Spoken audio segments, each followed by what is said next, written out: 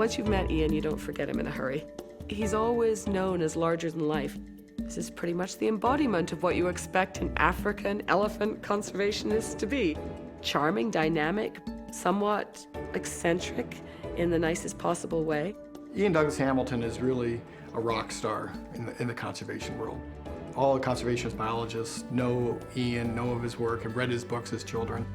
He's well renowned for his wildlife expertise. He understands ecology. He understands the continent-level issues that Africa is facing.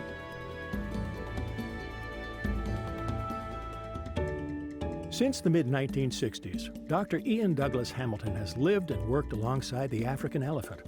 Along with wife Aurea and their children, the family made their home in the African bush. From the beginning, Iain was the first scientist to pay close attention to elephant behavior.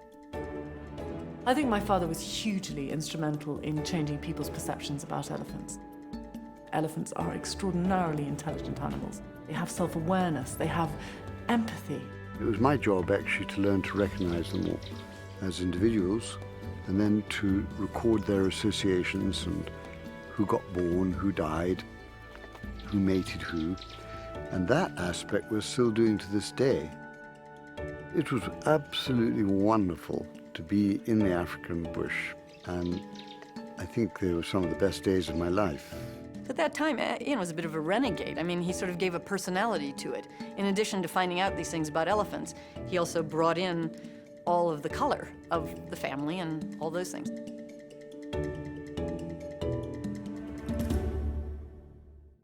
But such close proximity to the elephant's way of life also showed the family a darker side. In the 1970s and 80s, poaching and the trade of ivory boomed across Africa. Douglas Hamilton was forced to shift his focus and become part of the fight. I switched careers, basically, from being someone who studied and enjoyed looking at elephant behavior into someone looking at death and recording it and bringing that out. We were in the middle of a war. We had to learn how to use guns, and his plane was shot at many times, hit. I was in the plane when he was hit. Nobody actually knew what the data was.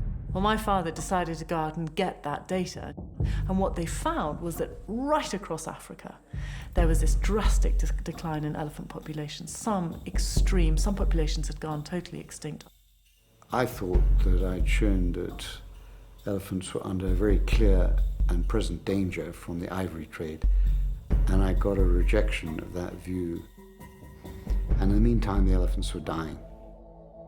After years of fighting, a total ban on the trade of ivory was passed in 1989. The end of the battle signaled Douglas Hamilton's return to what he loves best.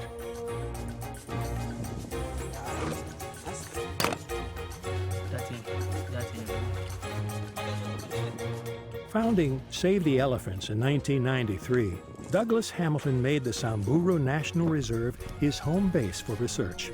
The methods to study elephant behavior he helped to develop are still in practice today, including the collaring of key herds. We track elephants to understand why they move.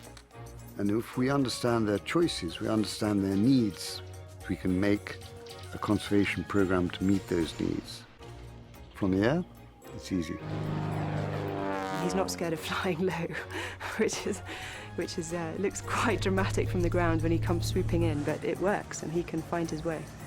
So putting these collars is basically almost trying to get into their mind and say, where do they go? What is their need?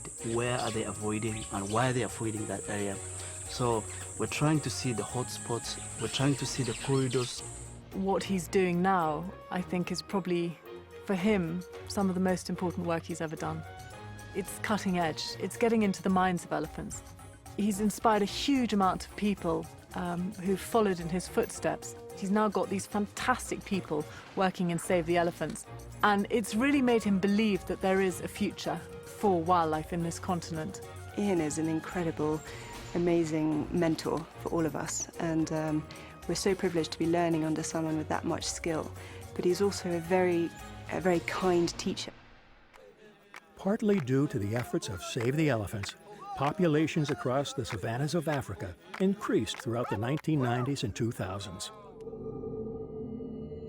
But in 2009, with poaching for elephants on the rise, northern Kenya suffered an extreme drought, causing the death of key matriarchs and young elephants.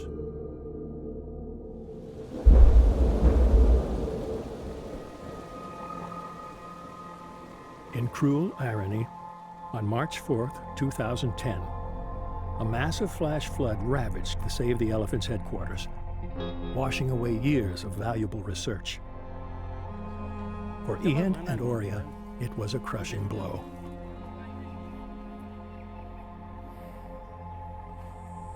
It came without warning at 5 a.m., wiped out the entire camp, vehicles, computers. The British military had to come with helicopters and rescue people out of trees. It was incredibly severe. David, this is unbelievable. The damage was so devastating when the mud was covering everything. It was really difficult to know, even to know where to begin to start.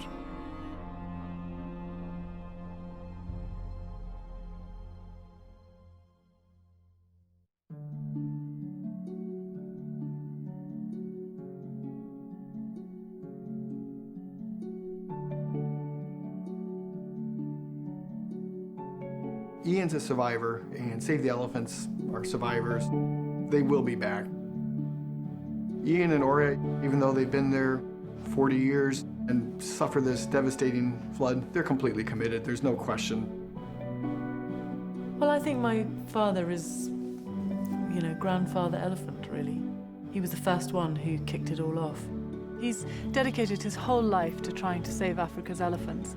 And now that I've had a child of my own, I realize how important that is.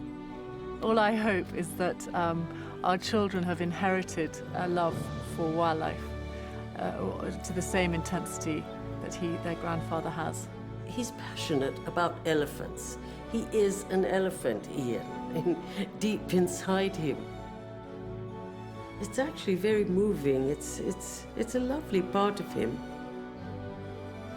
I love the smell of elephants. I love just being with them. I love having them around me, hearing their noises, hearing their rough skin rubbing against rough skin. I like watching them play. I just feel happy when I'm with them. I feel immensely at peace.